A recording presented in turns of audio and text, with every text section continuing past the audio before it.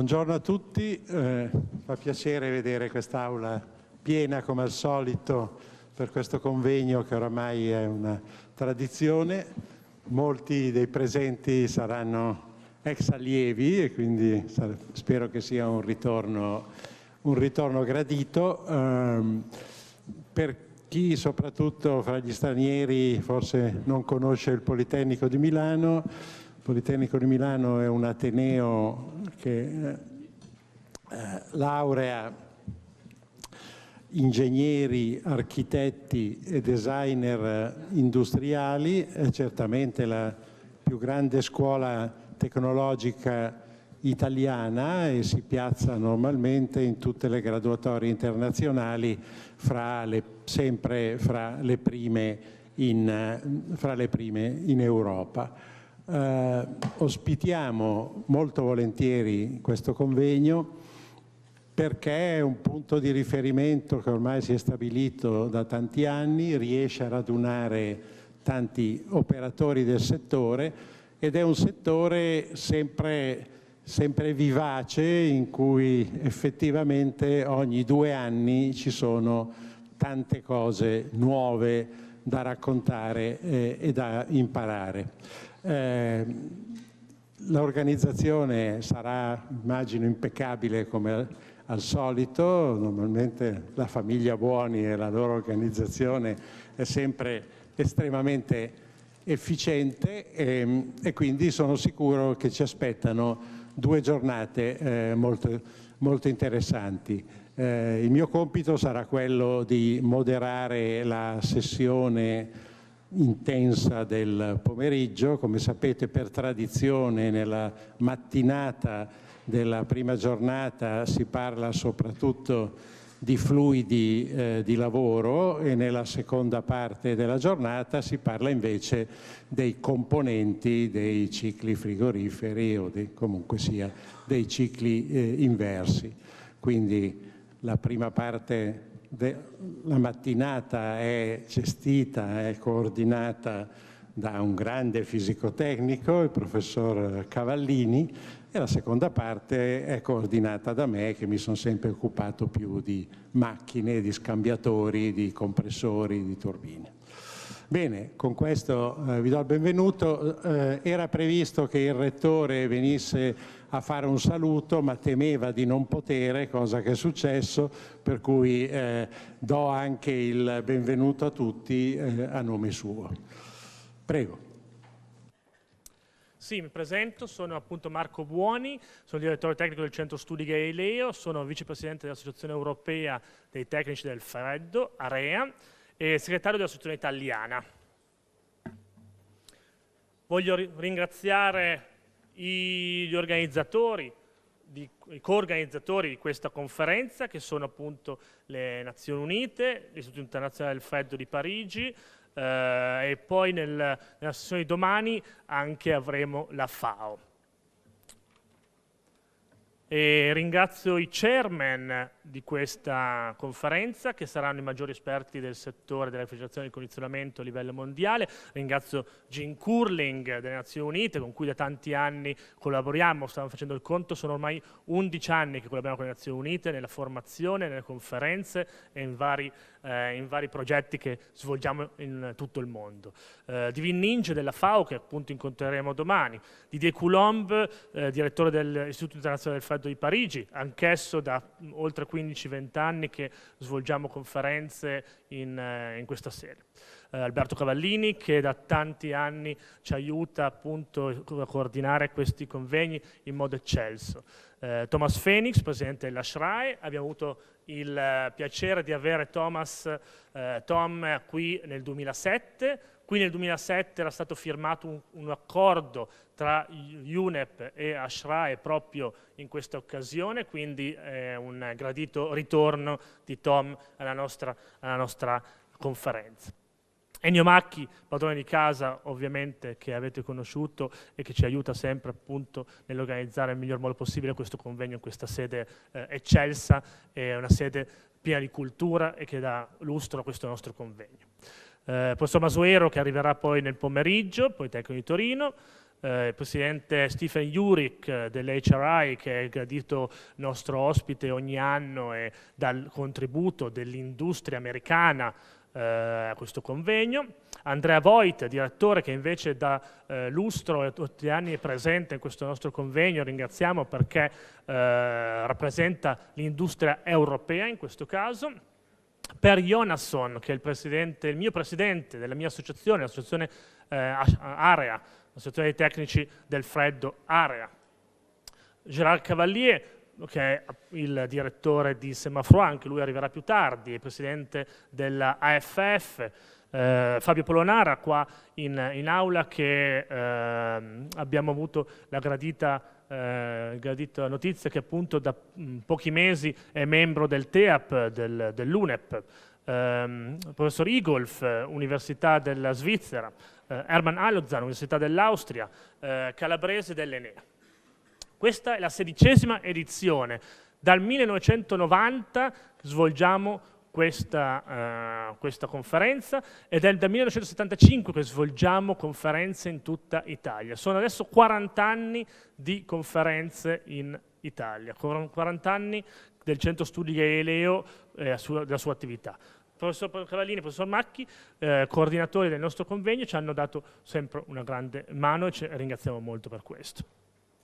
Il contesto generale del nostro settore è molto importante, siamo in un momento molto topico del nostro settore, è un settore in continua evoluzione ovviamente, e parleremo di nuovi refrigeranti che devono essere usati ora. Già da ora dobbiamo pensare a utilizzare nuovi refrigeranti, nuovi componenti che esistono e che utilizzano componenti di efficienza energetica e di rispetto dell'ambiente.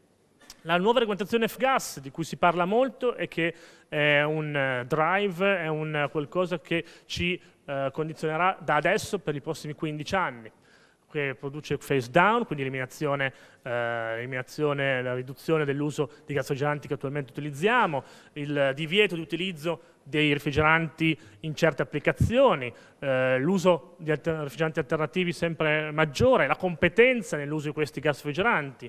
E poi la catena del freddo, che è un qualcosa che è molto importante, soprattutto adesso a Milano per l'Expo Milano 2015. Infatti si parla di zero hunger, quindi lotta alla fame nel mondo, e la catena del freddo avrà sicuramente un ruolo fondamentale in questo tema dell'Expo. Questo è il nostro programma, che verrà ovviamente descritto e verrà portato avanti in maniera dettagliata nelle prossime 2 giornate. Faremo un coffee break alle 11, ci proveremo, e il lunch break, quindi il pranzo, sarà tra le 1 e le 2. La seconda sessione è dedicata ai componenti, come avevamo accennato, e terza sessione sull'argomentazione F-Gas, che è di grande interesse. La quarta sessione sarà una discussione. La quinta ci sposteremo all'Expo, per chi ovviamente ha aderito a questa sessione. Saremo all'Expo, coorganizzato con la FAO, e ci troveremo al Conference Center Hall 256B dell'Expo Milano, e parleremo appunto di catena del freddo. In cosa consiste questo convegno? Sì, questo convegno è arrivato alla sua 16ª edizione, abbiamo 200 partecipanti da 4 continenti, circa 20 nazioni coinvolte. In particolare abbiamo le associazioni più importanti del mondo, che qui vengono a spiegare quali sono i problemi attuali della refrigerazione e del condizionamento. Le nazioni coinvolte sono i paesi più importanti attualmente del settore, quindi tutti i paesi europei, i paesi degli Stati Uniti, parliamo anche di paesi africani, paesi asiatici. Il settore è lo stesso in tutto il mondo ed è un settore che si evolve molto velocemente. È un settore che si evolve perché abbiamo problemi ambientali, problemi energetici che devono essere risolti. In questo convegno, che ormai è arrivato appunto alla sua 16ª edizione e ogni 2 anni, quindi ormai siamo a 30 anni che svolgiamo questo convegno, vengono discussi, cercate le soluzioni tra tutti i massimi esponenti, in modo da poter trovare una soluzione comune tutti i paesi coinvolti. Abbiamo qui l'associazione ASHRAE, l'associazione ARI, l'associazione EPE, le Nazioni Unite, l'Istituto Internazionale del Freddo di Parigi. Noi come Centro Studi Galileo collaboriamo con ognuna di queste associazioni per svolgere formazione, attività di riviste, convegni, tutto quello che serve per trasmettere le informazioni, per fare in modo che tutti gli operatori, partendo dai costruttori agli operatori, ai tecnici del freddo, svolgano il lavoro in maniera migliore possibile. Quanto è importante la realtà della refrigerazione e dell'aria condizionata per il mondo intero? Allora, la refrigerazione e il condizionamento è vitale. Ovviamente noi tutti come cittadini non ce ne accorgiamo, ma i nostri frigoriferi ormai sono diventati qualcosa di indispensabile. La catena del freddo, quindi l'arrivo della merce nei supermercati, avviene tutta tramite la refrigerazione in modo da poterla conservare in maniera corretta e aumentarne la data di scadenza. Abbiamo comunque come aria condizionata, ormai tutti gli edifici sono condizionati, ormai sembra anche le nostre automobili sono tutte condizionate, è qualcosa a cui non potremmo fare più a meno l'aria condizionata, poter vivere anche d'estate in maniera in comfort e poter anche operare e lavorare nel miglior modo possibile. Quindi ormai è vitale e anzi il fatto che sia vitale lo rende molto, molto importante, ma molte volte li rende quasi invisibili. Noi in questo settore invece conosciamo molto bene i problemi che ci sono, in questo convegno molto specialistico cerchiamo di risolvere i problemi e far sì che i nostri clienti, i nostri utenti possano goderne ancora per molti anni nel miglior modo possibile. Bisogna puntare sui paesi in via di sviluppo. I paesi in via di sviluppo sono quelli che attualmente più si stanno espandendo nel settore. Ero recentemente in Gambia, ero recentemente in Ruanda, ero recentemente in Sri Lanka, tutti i paesi che guardano con particolare attenzione ai paesi sviluppati, in cui ormai la refrigerazione e l'aria condizionata appunto è dato come scontato. Invece in questi paesi ancora c'è un grande sviluppo e ancora bisogna lavorare e fare molto. Quindi noi paesi sviluppati dobbiamo aiutare, grazie alle Nazioni Unite, UNEP, grazie all'UNIDO, quindi le Nazioni Unite per l'industria, alla FAO per appunto la fame nel mondo, dobbiamo aiutare a vincere questa sfida e a conquistare questi nuovi traguardi che sono la refrigerazione per tutti, la conservazione dei cibi per tutti e rimanendo in tema di Expo, cibo per tutti. Distinguished guests, ladies and gentlemen, it gives me great pleasure to be here with you at this 16th European Conference. And on behalf of the United Nations Environment Programme, I would like to express thanks to our fellow co-sponsors, the Centro Studi Galileo, the International Institute of Refrigeration, Associazione Tecnici de Freddo, and the European Energy Center for their work to organize this excellent forum. I would also like to express our gratitude to Professor Macchi and Professor Cavallini and the Politecnico of Milan for hosting us in their lovely and inspiring campus here. UNEP is very appreciative to have this opportunity to meet, discuss, and learn from such a wide group of experts. This conference continues to be an excellent forum to discuss the nexus between ozone protection, climate change, and energy efficiency in the context of the all-important refrigeration and air conditioning sector. This 16th edition comes at a time of tremendous change and interesting developments in the world of refrigeration and air conditioning. Marco gave some context about the technical context, but I would like to give some information about the policy side. And I would like to share with you some developments that are going on under the Montreal Protocol on substances that deplete the ozone layer, which is widely considered to be the most effective international agreement to date. Until now, about 98% of the controlled substances have been phased out according to ozone depletion potential. And the remaining work under this treaty is concentrated on HCFCs, which mainly concerns your refrigeration and air conditioning industry. James Curling, la collaborazione tra UNEP e Centro Studi Galileo. The United Nations Environment Programme is a UN agency that is devoted to the protection of the global environment. And to do this vital work, we partner with different organizations around the world according to their competencies, because the job of environmental protection can only be done through partnerships. And one of those partners that we have under the Montreal Protocol on substances that deplete the ozone layer is the Centro Studi Galileo. We've had a partnership for almost a decade now with the Centro, working on international conferences such as the one we're participating in this week. We also produce information bulletins and special magazines together.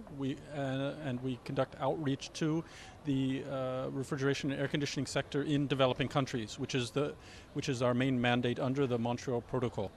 And so we've been working in a very close partnership with Centro Studi Galileo for many years. Okay. E quali sono le principali difficoltà in ambito? Particularly under the Montreal Protocol, the developing countries are facing many challenges in the refrigeration and air conditioning sector. The countries have about 10 years difference time to adopt the new technologies as compared to the developed countries. So the issue of technology transition away from HCFCs is now being fully addressed in the developing countries. And the challenges are largely in the refrigeration servicing sector, on how to handle the new refrigerants, particularly with flammable refrigerants, how to obtain the new technologies, some of which are very costly and they require special handling procedures. There's challenges related to standards and codes of practice, which must be updated in the countries to understand to introduce the new low GWP alternatives.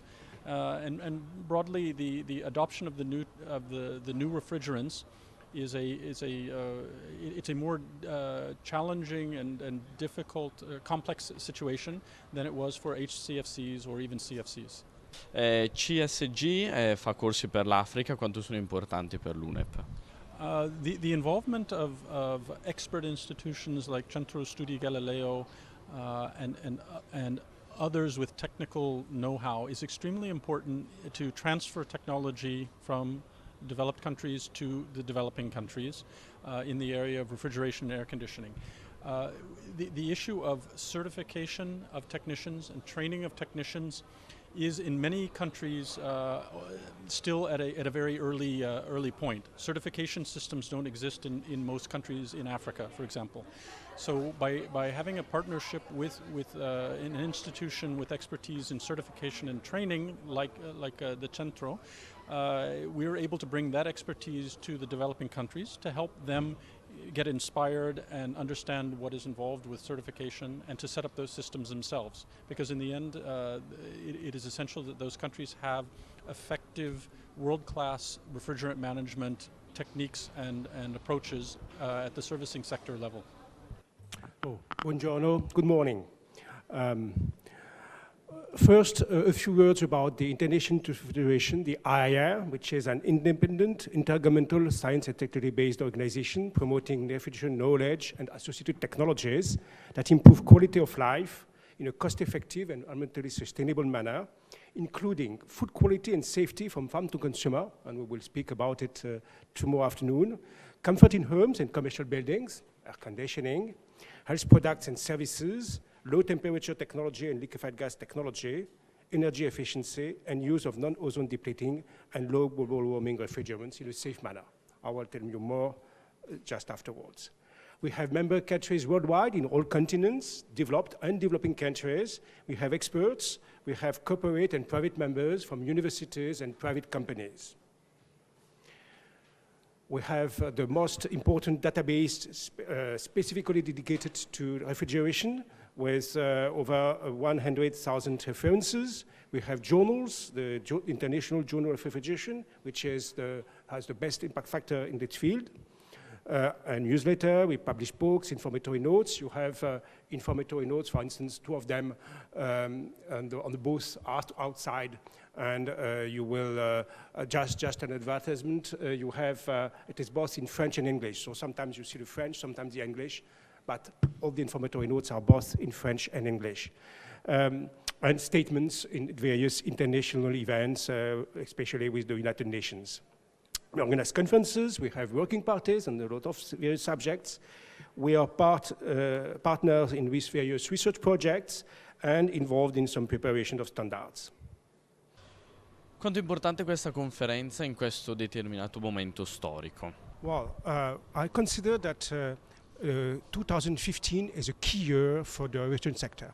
First, you must know that refrigeration is something very important for everybody, for life. It is important for food, the food you eat, important for health, all the various health products and services.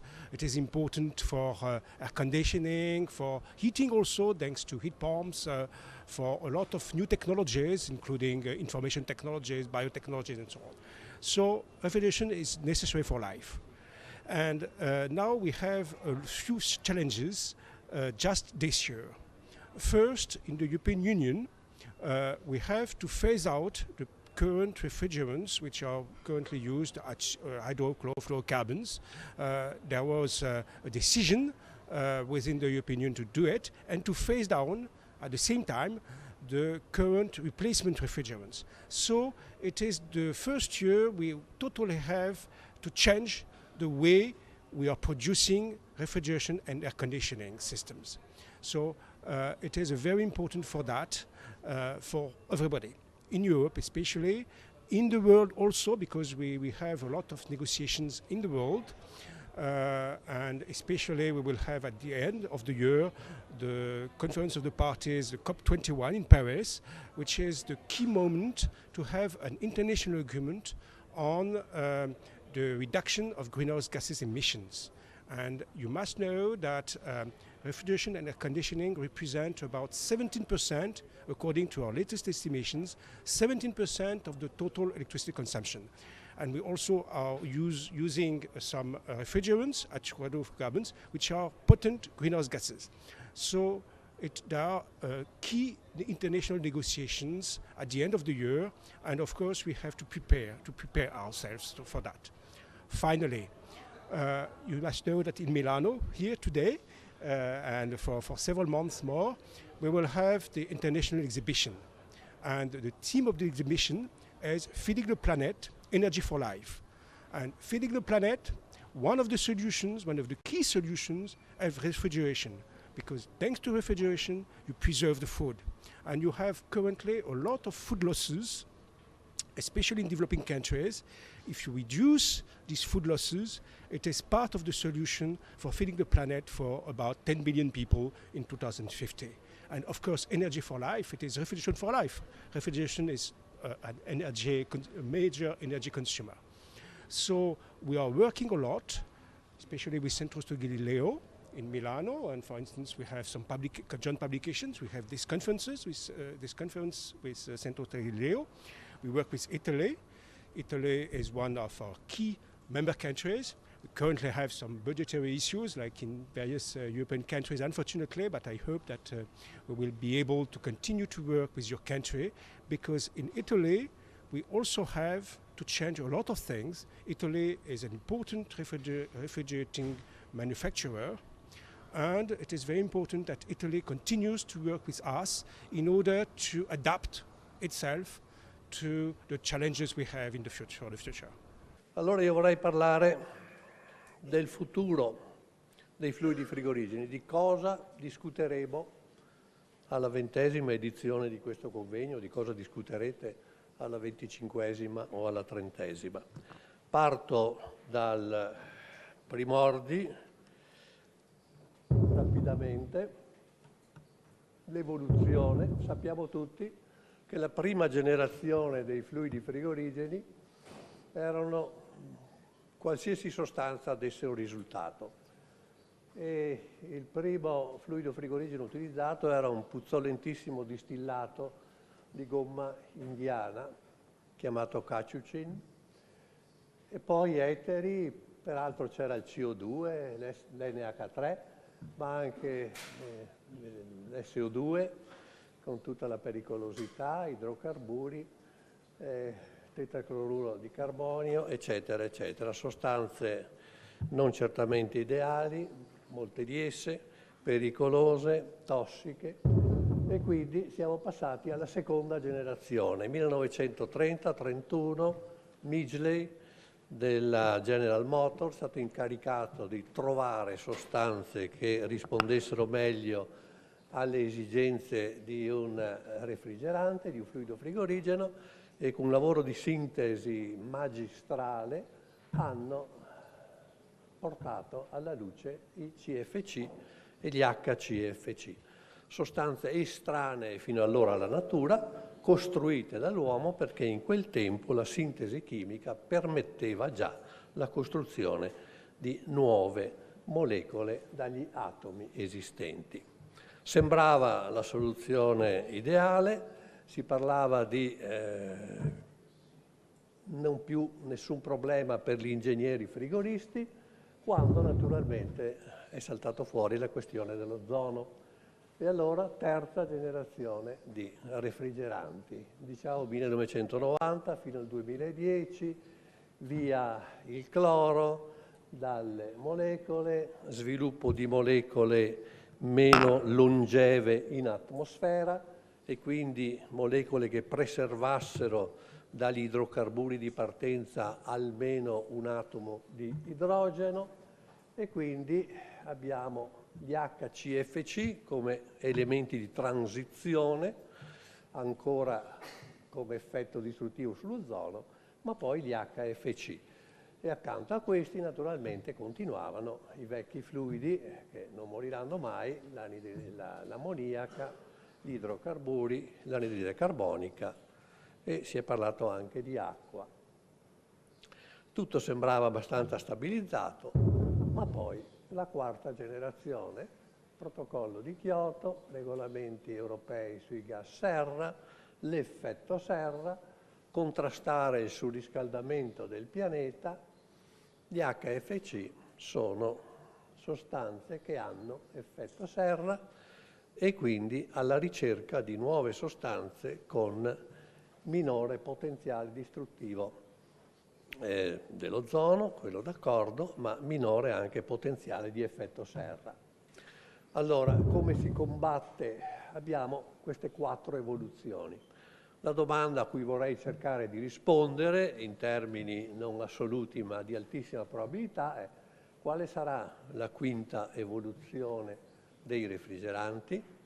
Vediamo di poter rispondere a questa domanda.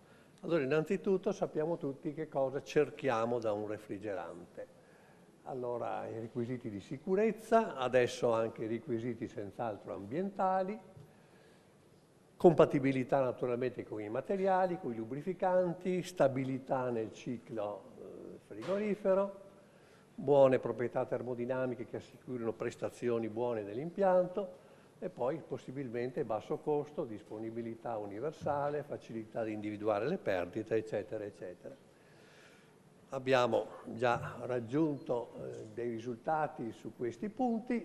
Quello che stiamo cercando di fare: basso GWP, basso potenziale di effetto serra. Allora, come possiamo combattere l'effetto serra? In 2 maniere. Prima, scegliendo molecole che abbiano un basso effetto radiativo di cattura della radiazione infrarossa emessa dall'atmosfera. 16ª conferenza europea, quali sono i tratti distintivi, professor Cavallini, di questo convegno 2015? Ci sono 2 eventi che condizionano un po' gli argomenti di questo convegno. La nuova regolamentazione sugli F-gas emanati dall'Europa e anche l'emergenza sull'effetto serra che impone un cambio ulteriore di quei fluidi che fino a qualche tempo fa sembravano abbastanza definitivi. No, dobbiamo ancora una volta cambiare. Per fortuna abbiamo a disposizione ancora qualche risorsa per poter adeguare i nuovi fluidi, i nuovi refrigeranti alle esigenze attuali. Queste risorse sono date dai fluidi chiamati alcheni, cioè quei composti derivati dagli idrocarburi che hanno un doppio legame carbonio-carbonio. Perché questi fluidi si adattano alle nuove esigenze? Perché il doppio legame carbonio-carbonio è un punto debole della molecola e quindi permette che una volta che i refrigeranti vengono malauguratamente ma inevitabilmente emessi in atmosfera, questi abbiano vita molto breve in atmosfera e quindi impattino sull'effetto serra in maniera molto ridotta. Quindi diciamo gli argomenti attuali sono quelli di trovare tra questa categoria di fluidi quelli che si prestano meglio alle varie applicazioni della refrigerazione. Quindi abbiamo qualche fluido nuovo. Quello che però è da sottolineare, e ho cercato di renderlo in una presentazione questa mattina, è che abbiamo ancora questa risorsa, ma poi risorse non ce ne sono, sembra non ce ne siano più nel futuro. Cioè siamo arrivati a raschiare il barile delle sostanze sia naturali che sintetiche che abbiamo a disposizione, distinguere quelli che possono agire come refrigeranti e quelli che non lo possono. Quelli che possono agire come refrigerante non sono molte e con queste dobbiamo cercare di scegliere e con queste dobbiamo cercare di servire le varie applicazioni del freddo. Non c'è, siamo arrivati alla conclusione che già intravedevamo, non c'è la sostanza ideale, non c'è il fluido che ha tutte le caratteristiche positive che noi ricerchiamo. E allora è l'epoca della scelta e dei compromessi. Dobbiamo fare dei compromessi tra le diverse caratteristiche. Questi compromessi possono essere accettare un'infiammabilità del fluido a vantaggio di un basso impatto ambientale, magari infiammabilità ridotta, quella stabilita dalla nuova categoria 2L sull'infiammabilità delle regolamentazioni generali, oppure non accettare questo rischio e allora avere efficienze minori, per esempio, ma sull'efficienza dobbiamo rispettare le nuove regolamentazioni europee che provengono dalle cosiddette direttive Ecolabel e quindi dobbiamo fare compromessi, dobbiamo scegliere e il futuro non ci riserverà probabilmente una nuova categoria di fluidi che potranno risolvere i nostri problemi. Ormai i fluidi che possono agire come refrigeranti li conosciamo, è ora delle scelte tra i compromessi da fare. Come la mettiamo invece? Questa mattina si parlava degli stati in via di sviluppo, quindi questo elemento, quindi le caratteristiche di questo convegno che sono dedicate all'ambiente, come viene posto invece nella sua posizione per quegli stati che sono in via di sviluppo? Sono la nuova frontiera? Quegli stati in via di sviluppo necessariamente devono adeguarsi alle nuove regolamentazioni con ritardo rispetto ai paesi sviluppati che hanno potuto usufruire dei fluidi ora riconosciuti nocivi per agevolare il proprio sviluppo e adesso devono cambiare. Gli stati in via di sviluppo evidentemente non possono affrontare le spese, la ricerca tecnologica, lo sforzo di cambiamento che deve essere invece imposto alle nazioni in via di sviluppo. Bisogna retrodatare o portare più avanti, voglio dire, i limiti in cui certi fluidi potranno essere utilizzati e quando bandirli. Non c'è altra soluzione. We continue to revise our standards, and we have two standards that are widely used in the industry. Standard 15, which is the safety standard for refrigeration systems, and Standard 34, which is the designation and safety classification of refrigerants. Both of these standards were revised in 2013, and among the changes in Standard 15 was a significant clarification of the location requirements for machinery room ventilation, and that's very important. And Standard 34 now contains assignments and safety classifications for one new individual blend and 14 new, one new individual refrigerant, and 14 new blends of refrigerant.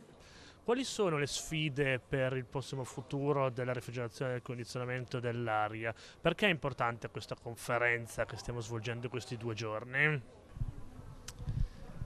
Well, the challenges that face our industry are many. We are certainly always concerned about cost. We are always concerned about energy efficiency. We are always concerned about the environmental impact of everything we do in our industry.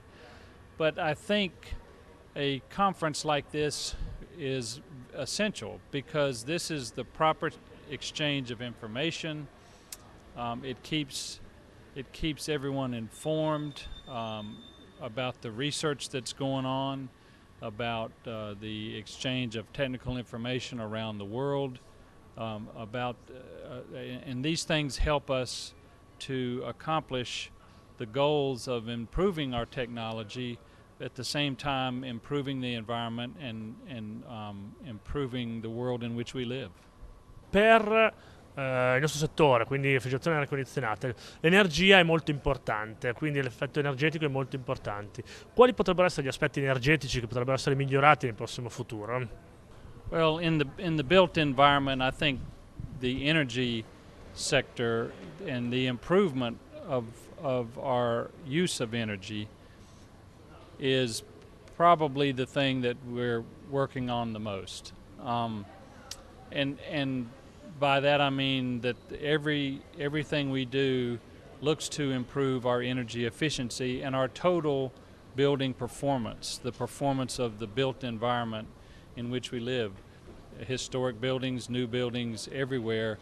We're looking to reduce our dependence on fossil fuels, and by reducing energy usage, we can do that. There are a lot of new technologies. There are renewable energies, starting with solar, wind power, whatever. The cost of a lot of these new energies are coming down, and so the goal, and we actually have formalized this goal in a number of programs in the United States and around the world, is to look for a net zero or nearly zero built environment in the near future. The White House in the U.S. and the Department of Energy, where we're looking at high ambient conditions for specifically mini splits and rooftop package units, and testing different alternatives. The mini split tests are being done by Oak Ridge National Laboratory. We are hoping to have and are planning to have the results of these tests available by September of this year. And we have an international panel that's sitting on that to oversee those tests and the results. So hopefully we can answer some of those questions for those countries that have said there are no solutions for high ambient conditions. As Dr. Cavallini said yesterday, there is no magic bullet. We're not going to find that we have an R22 or an R11 that can be used across all applications. There is going to be a different refrigerant for each application. And of those 62, through this research program, we're going to be narrowing it down to a limited number of refrigerants that will be available to be used across different applications. That research, just so everybody knows, is, and all the results of those tests as they become available, are available free to the public on AHRI's website. You can go there under the research tab and you'll be able to pull down the full testing reports and information on all the different applications and tests that were part of the ARAP program. As we look at the codes, building codes and safety codes, we notice that there's more information that's needed potentially. There has been some research that's been done, on the safety and compatibility of these different refrigerants. But we've established a new subcommittee to look at what research has been done on this, gathering it together, and then seeing where the gaps are and what is needed so that we can move forward as quickly as we can in modifying the building and safety codes so that we can use these new refrigerants. As you can tell, we've come a long way, but time is still needed. We have a lot of refrigerants, and we need to have the time to make sure that those refrigerants are commercially available. Once they're available, as you that are manufacturers of equipment know, the components need to be developed. And once the components are developed, the overall systems need to be designed, tested, and developed. Quali sono le sfide nel nostro settore, visto che abbiamo diverse sfide nel nostro settore per il futuro, quali sono le soluzioni dal punto di vista della competenza del personale, delle persone, dei tecnici, e quali sono i progetti che sono in ballo da parte dell'associazione per poter risolvere queste sfide, queste soluzioni? There's a lot of changes that are going on, and it's going to be something that this industry has not seen in its past. You're not only having changes in refrigerants, but you're also having the changing demands for having equipment that uses less energy.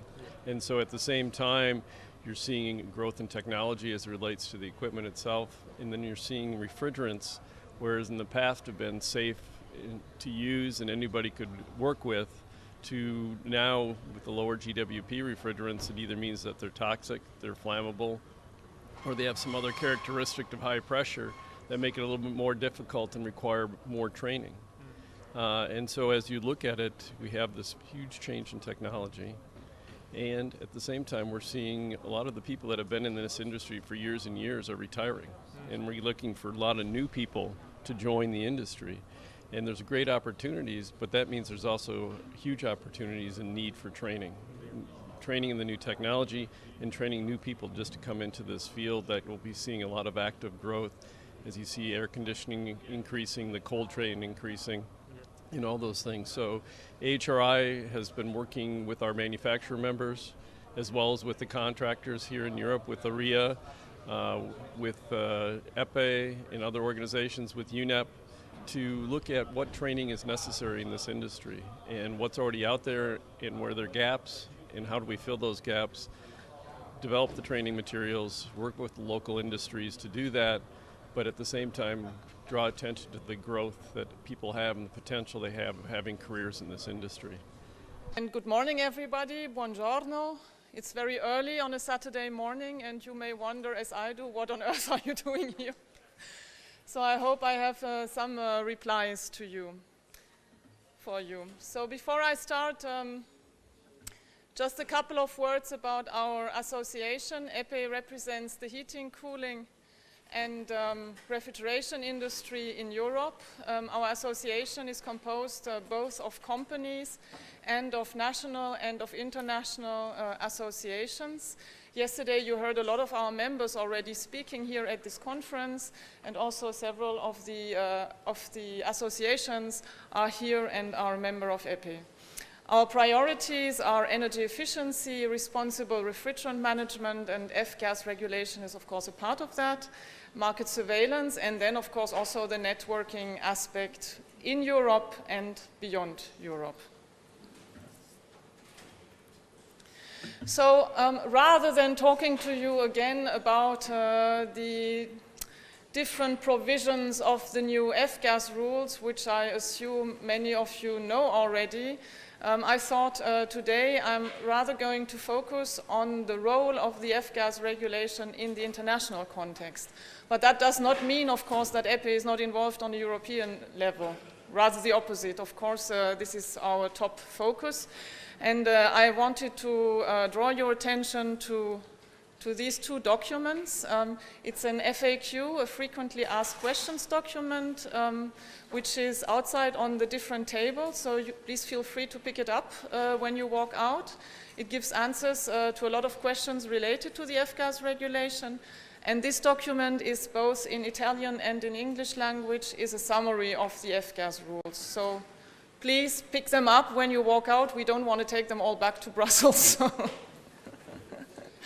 So the European F-gas rules in the international context. Didier already mentioned it in his introduction, but I think it deserves a bit more detail.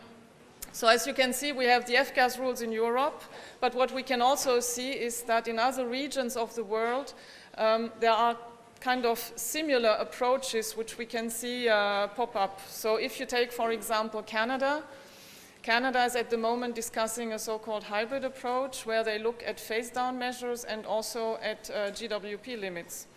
If you look at the US, they are discussing what they call desnapping, which means basically removing the approval of certain types of refrigerants which are on the US market, and they look, for example, at 404A. So of course, these can be coincidences that it's similar to the F-gas regulation, but there can also be some interaction between what we have in Europe and what we see in other regions of the world. In Japan, there is a law on the F-gas rules which has been in place for a long time already as well, and which now has been revised, and which also has rules like we do have in Europe on competence and containment, and now as well a phase down. And then, of course, we have all the international discussions going on, which are called the different proposals within the framework of the Montreal Protocol, which means basically that there are discussions about how to phase down HFCs on a global level. So there are a lot of proposals out there now, and again, it may be coincidence or there may be a link. Since we have the European F-gas regulation, suddenly there are many more proposals out there than in the past. In the past, we had the US North American proposal, which of course is still there. Today, we also have an African proposal, we have an Indian proposal, we have a Micronesian proposal. So there is clearly a renewed dynamics on the international level, which is very important, of course. So what is it we want to achieve? We want to achieve, at the end of the day, that the HFC emissions will be reduced, controlled and reduced. And how can this be achieved? There are different ways to enable this. First one is containment, making the installations tight. Second one is competence. Third one is a lower global warming potential of the refrigerants that are used. And the fourth one are the standards in place. So if we look at containment, why is containment so important? And this is a graph which is from the International Institute of Refrigeration. Containment is very important because leaks actually do not only increase the emissions, they also increase the energy use. And at the end of the day, most of the emissions are not due to the direct refrigerant emissions, but to the indirect emissions which are related to the energy consumption. So there is a double benefit in reducing the leaks. Quali sono le sfide del nostro settore? In particolare l'Europa ha grosse ambizioni per la diminuzione dei gas refrigeranti ad alto GWP. C'è una nuova regolamentazione F-gas che ha messo dei vincoli all'uso di alcuni refrigeranti, quindi andremo a utilizzare refrigeranti a basso GWP e alcuni refrigeranti dovrebbero essere fermati fin da ora o comunque ridotto il loro utilizzo fin da ora. Cosa ne pensi? L'industria cosa pensa a riguardo? So, as you just said, we have the new F-gas rules in place, which entered into force in the beginning of this year. So these rules stipulate phase downs or a reduction of the consumption of HFCs by nearly 80% by 2030. So this may seem far away, but it is not at all, because the first very big step will already happen in 2018, where we will have in total a reduction of 37% compared to the historic baseline. So this is a very big step, and it will require adaptation of the industry. Adaptation in the sense of moving very quickly away from high GWP refrigerants. And on top of that, we will also have limitations for the global warming potential of refrigerants. And again, the date is very close. It'll be already in 2020. And in 2020, we will have already a restriction for refrigerants with a global warming potential above 2,500. So basically, these are the refrigerants which are today very widely used in refrigeration applications, in supermarkets, for example. So it's a very, very important step, and it's extremely important that industry and the market and users do not lean back and say, okay, so this limitation will just come in 2020. It's not true, because the phase down step will already be in 2018, the big step of 37%, and then right afterwards we will have this restriction. So 404A and 507, which are two widespread used refrigerants in refrigeration applications, they will have to move away very quickly. And if industry and the market does not move now, there will be a big problem. We will have then scarcity of refrigerants, the prices will go up, of course. So it's really extremely important to act immediately.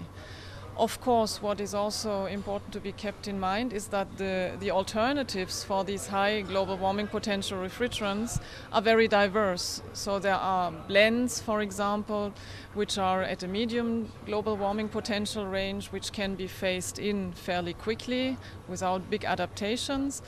But in the medium term, and hopefully even in the shorter term, we will have to phase in also solutions with a low or a lower or a low or a very low global warming potential.